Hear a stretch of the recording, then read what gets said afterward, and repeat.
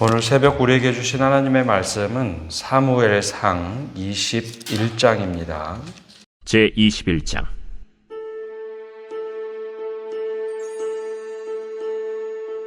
다윗이 노베 가서 제사장 아히멜렉에게 이르니 아히멜렉이 떨며 다윗을 영접하여 그에게 이르되 어찌하여 네가 홀로 있고 함께하는 자가 아무도 없느냐? 왕이 내게 일을 명령하고 이르시기를 내가 너를 보내는 것과 내게 명령한 일은 아무것도 사람에게 알리지 말라 하시기로 내가 나의 소년들을 이러이러한 곳으로 오라고 말하였나이다. 이제 당신의 수중에 무엇이 있나이까? 떡 5덩이나 무엇이나 있는 대로 내 손에 주소서. 보통 떡은 내 수중에 없으나 거룩한 떡은 있나니 그 소년들이 여자를 가까이만 하지 아니하였으면 주리라. 우리가 참으로 3일 동안이나 여자를 가까이 하지 아니하였나이다. 내가 떠난 길이 보통 여행이라도 소년들의 그릇이 성결하겠거든 하물며 오늘 그들의 그릇이 성결하지 아니하겠나이까? 제사장이 그 거룩한 떡을 주었으니 거기는 진설병 곧 여호와 앞에서 물려낸 떡밖에 없었습니다. 이 떡은 더운 떡을 드리는 날에 물려낸 것이더라. 그날에 사울의 신하 한 사람이 여호와 앞에 머물러 있었는데 그는 도액이라 이름하는 에돔 사람이요 사울의 목자장이었더라. 다윗이 아히멜렉에게 이르되 여기 당신의 수중에 창이나 칼이 없나이까? 왕의 일이 급함으로 내가 내 칼과 무기를 가지지 못하였나이다. 네가 엘라 골짜기에서 죽인 블레셋 사람 골리앗의 칼이 보자기에서여 에봇 뒤에 있으니 네가 그것을 가지려거든 가지라. 여기는 그것밖에 다른 것이 없느니라. 그 같은 것이 또 없나니 내게 주소서. 그날에 다윗이 사울을 두려워하여 일어나 도망하여 가드 왕 아기스에게로 가니 아기스의 신하들이 아기스에게 말하되 이는 그 땅의 왕 다윗이 아니니까? 무리가 춤추며 이 사람의 일을 노래하여 이르되 사울이 죽인 자는 천천히요 다윗은 만만이로다 하지 아니하였나이까? 다윗이 이 말을 그의 마음에 두고 가드 왕 아기스를 심히 두려워하여 그들 앞에서 그의 행동을 변하여 미친 채하고 대문짝에 그적거리며 침을 수염에 흘리매 아기스가 그의 신하에게 이르되 너희도 보거니와 이 사람이 미치광이로다. 어찌하여 그를 내게로 데려왔느냐? 내게 미치광이가 부족하여서 너희가 이 자를 데려다가 내 앞에서 미친 짓을 하게 하느냐? 이 자가 어찌 내 집에 들어오겠느냐? 하니라. 오늘 새벽에도 하나님의 은혜와 평강이 함께 하시기를 축복합니다. 우리가 어려움에 처하면 하나님을 찾게 돼 있습니다. 일상적인 어려움도 그렇지만 내가 견디기 힘든 어려움이 있으면 하나님을 찾습니다. 그러면서도 사람이 얼마나 양가적인 모습을 가지고 있는가, 오늘 다윗의 모습을 보면 사람이 그럴 수밖에 없구나라는 것을 좀 보게 됩니다. 사울 왕이 다윗을 노골적으로 죽이려고 하자 다윗은 도망갈 수밖에 없었죠. 이미 다윗은 사무엘을 통해서 기름 부음 받은 사람이었습니다. 물론 개인적으로 그렇게 기름 부었지만 다윗의 스스로의 정체성이 어려운 부탁에 내가 사울을 대신해서 왕이 될 수도 있는 사람이다라는 것을 인식하게 되죠. 그런 가운데 다윗은 한 번도 사울 왕에 대해서 대적을 하거나 왕위를 꺾어야겠다라는 마음을 품지 않습니다. 그럼에도 불구하고 사울은 자기에게 위협이 되겠다라고 생각했던 다윗을 계속해서 죽이려 하죠. 사울의 입장에서는 최초의 왕이 되었기에 왕에 도전하는 자가 분명히 있을 것이다. 왕위를 찬탈하려는 자가 있을 것이다 라고 하는 두려움과 걱정 속에서 살다 보니 자기에게 충복이 되었던 다윗에게 계속해서 죽이려는 노력을 합니다. 결국 다윗이 도망가는데 어디로 도망가느냐? 다윗의 도망하는 그 첫 출발이 노비라는 땅이었습니다. 왜 노비였을까? 원래 하나님의 성소는 실로라는 곳에 있었습니다. 우리가 사무엘상 앞을 보면 사무엘이 엘리 제사장에게 들어가 거하는데 엘리 제사장이 있던 곳이 실로였죠. 그곳은 성소를 두고 있던, 즉 하나님의 법궤를 실로에 두고서 거기서 예배를 드리던 곳이었죠. 나중에 예루살렘으로 성전이 옮기게 되지만, 성소를 옮겨서 성전을 짓게 되지만 그 전에는 실로에 있다가 잠시 아마 노수로 옮겼던 것 같습니다. 다윗이 그것을 알았기 때문에 하나님의 땅 성소를 찾아가죠. 이게 되게 중요합니다. 다윗이 굉장히 어렵고 두려웠을 때 제일 먼저 찾아간 것은 노베에 있던 성소, 그리고 그곳에 있던 제사장 아히멜렉을 찾아갑니다. 근데 이제 아히멜렉이 이 다윗에 대한 소문을 못 들었을까요? 늘 하나님 앞에 예배하던 제사장 아히멜렉이 다윗을 보자마자 1절에 어떻게 표현했냐면 이렇게 기록되어 있습니다. 아히멜렉이 떨며 다윗을 영접하여 이르되, 떨었다라고 하죠.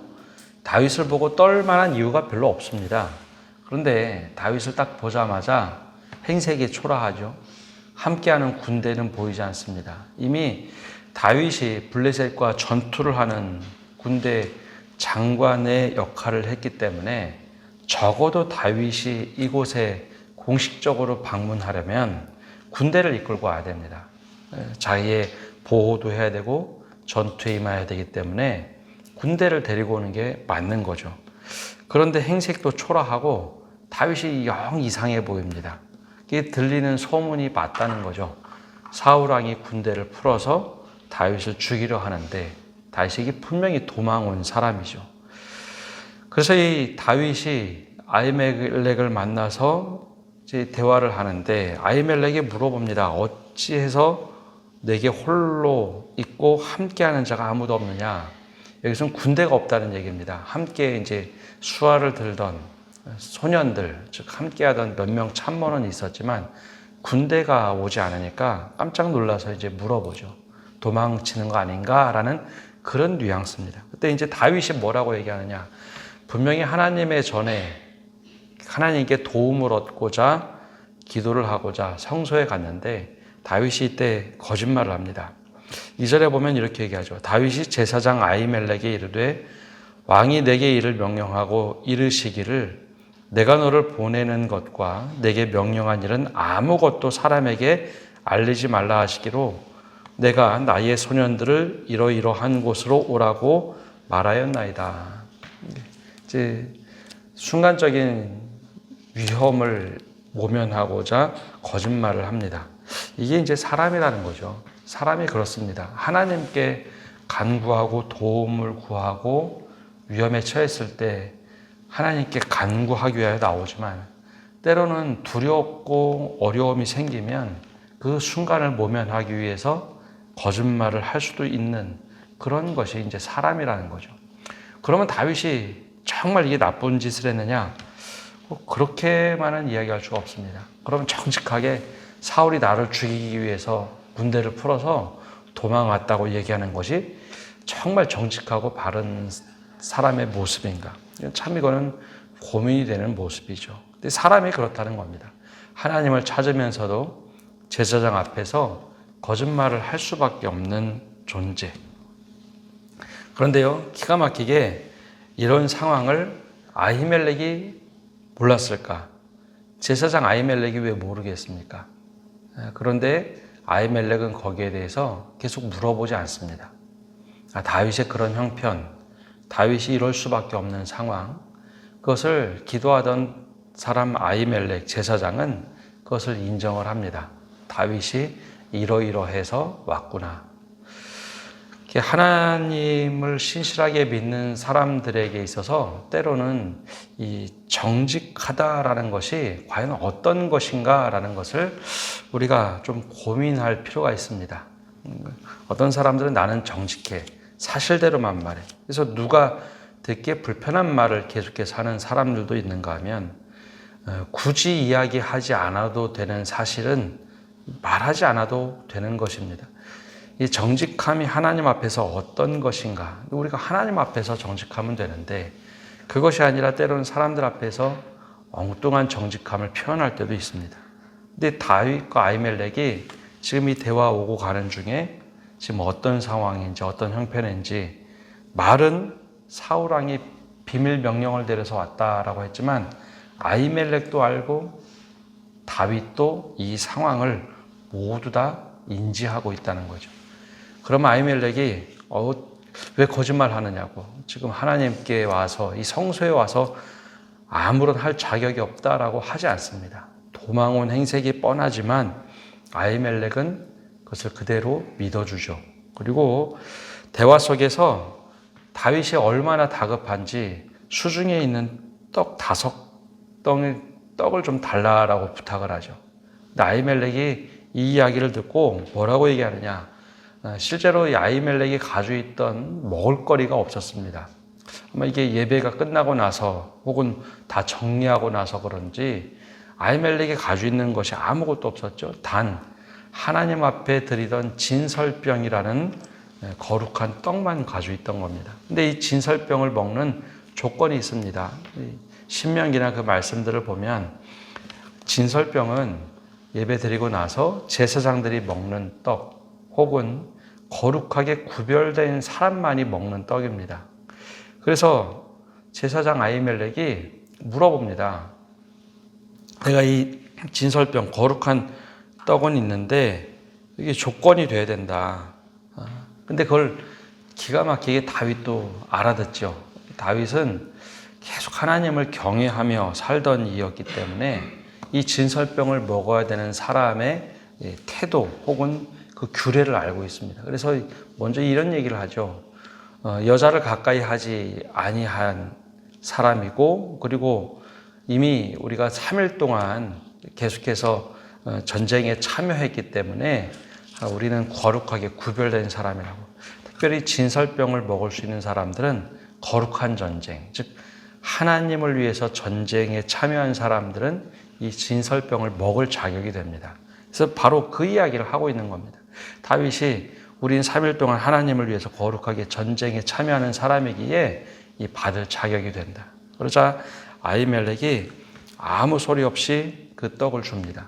그래서 뭐를 우리가 알 수 있냐면 하나님께 간절히 간구하고 하나님 앞에 진실되게 나가는 사람들은 하나님의 사람들을 통해서 도와주더라라는 겁니다. 사실 이게 얼마나 어렵고 두려운 일일까요? 왕이 군대를 풀어서 쫓는다? 그게 굉장히 두려운 일입니다. 여러분, 쫓기는 신세가 내가 무엇을 잘못해서 쫓기는 것도 억울하고 힘든데 나는 아무런 잘못이 없는데 사울 왕의 군대를 풀어서 쫓고 죽이려고 한다. 굉장히 공포스러운 일이죠. 그런데 어떻게 해서든지 살고자 하나님의 전을 찾고 하나님께 간구하는데 하나님이 외면하지 않으시더라라는 겁니다. 그렇게 하나님께 간구하면 하나님이 도우신다는 거죠. 제사장 아히멜렉을 통해서도 도와줍니다. 이게 무엇인가 이상하고 아히멜렉이 처음에 두려워 떨었던 것, 다윗을 보고 내가 혹시나 잘못되진 않을까, 다윗에게 확인을 하고 혹시 잘못된 일은 아닌가 물어봤을 때 다윗이 대답하고 하는 과정에서 아히멜렉은 기꺼이 도와줘야 될 사람을 당연하게 도와줍니다. 그러면서 이 이야기들이 쭉 진행이 되죠. 근데 이런 과정 속에도 항상 이익을 위해서 사는 사람들은 늘 문제를 일으킨다는 것이 한 절에 이렇게 나와 있습니다. 7절을 보면 이렇게 기록되어 있죠. 그날에 사울의 신하 한 사람이 여호와 앞에 머물러 있었는데 그는 도액이라 이름하는 에돔 사람이요 사울의 목자장이었더라. 이 사람이 굉장히, 도액이라는 사람이 특이합니다. 여러분, 에돔은 이스라엘 백성들의 친족이죠. 에돔 사람들은 친족입니다. 그럼에도 이 늘 애증의 관계의 사람들이었습니다. 에서의 후예들. 이 사람들이 사울의 밑에 들어와서 목자장을 할 만한 그런 사람이 아닙니다. 그 이야기는 용병이란 얘기죠. 돈 주고 사온 사람입니다. 목자장이긴 하지만 돈을 받고 일하는 사람. 그게 어찌된 일인지 몰라도 이 사람을 성소에 있는 곳에 파견을 해놨습니다. 굉장히 이례적인 일이죠.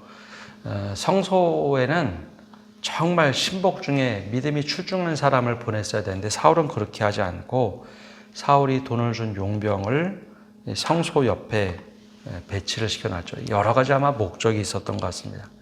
근데 이 사람이 다윗이 왔던 이야기, 아히멜렉, 제사장 아히멜렉이 도와주던 이야기들을 늘 봅니다. 돈에 혹은 이익에 굉장히 관심이 많은 사람들은 늘 문제를 일으키기 마련입니다. 결국은 이 도액이 사울왕에 가서 밀고를 하죠.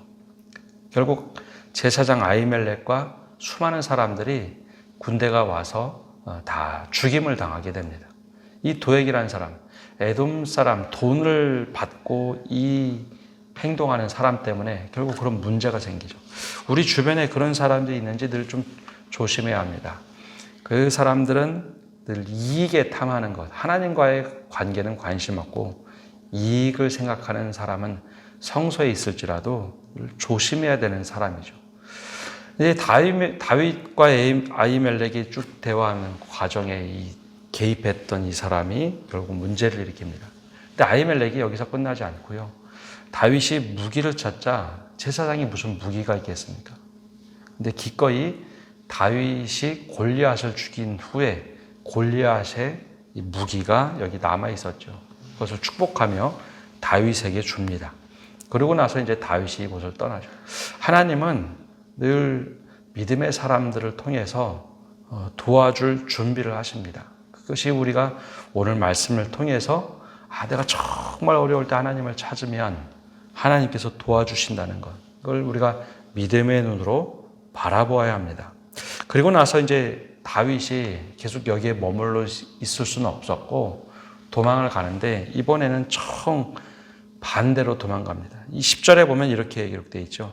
그날에 다윗이 사울을 두려워하여 일어나 도망하여 가드왕 아기에스에게로 가니, 사울왕이 블레셋 지역까지는 쳐들어오지 않을 것이다 라고 생각해서 블레셋의 7족속이었던 이제 가드왕에게, 아기스에게로 도망갑니다. 근데 이상하게도 아기스 왕에게 도망갔는데 그 지역에 이미 다윗에 대한 소문이 나 있습니다.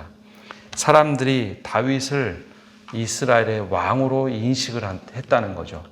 사울왕뿐만 아니라 다윗도 차기 왕이 될 사람인데 그 사람이 어떤 일을 했느냐, 사울이 죽인 자는 천천히요 다윗은 만만이다 라고 이야기하는 그런 장군이라는 것, 그리고 왕이라는 것을 사람들이 막 이야기합니다.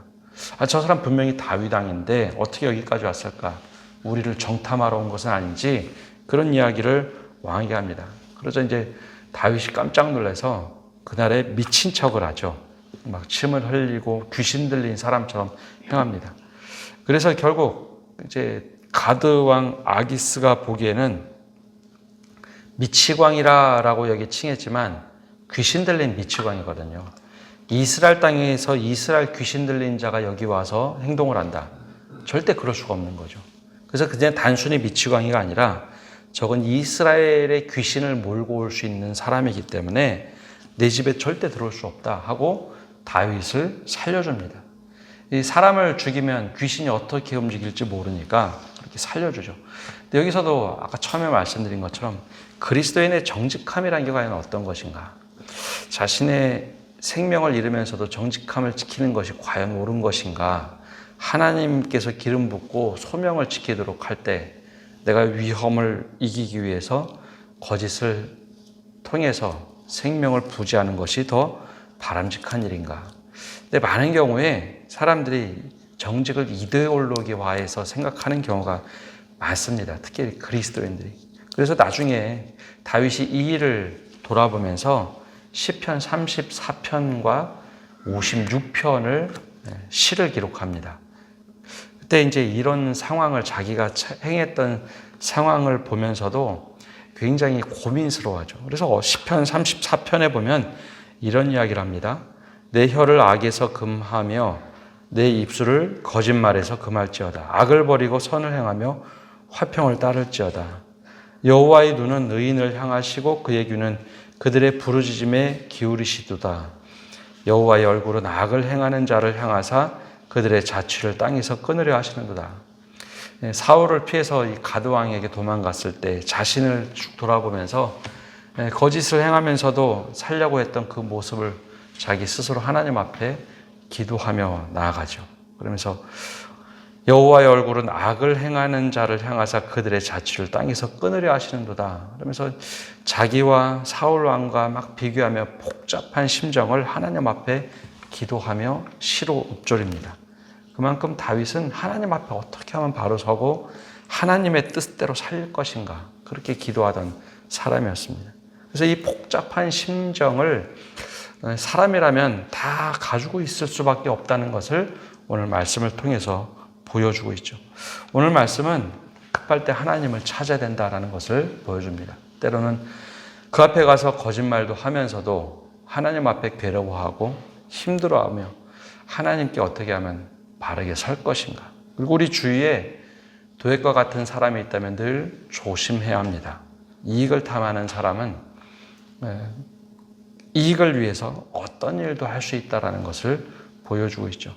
그래서 오늘 하나님 앞에 우리가 어떻게 설 것인가. 수없이 많은 복잡한 마음을 가지고 그럼에도 흔들리면서도 하나님 앞에 서려고 했던 다윗의 모습이 오늘 우리에게 어떤 도전을 주는가. 우리가 어려움에 처했을 때 하나님을 찾으면서도 복잡한 심정을 하나님 앞에 드러낼 수 있는 그런 믿음의 사람이 되시기를 간절히 바랍니다. 기도하겠습니다. 하나님, 오늘도 저희가 주님 앞에 나와서 기도하며 나갑니다.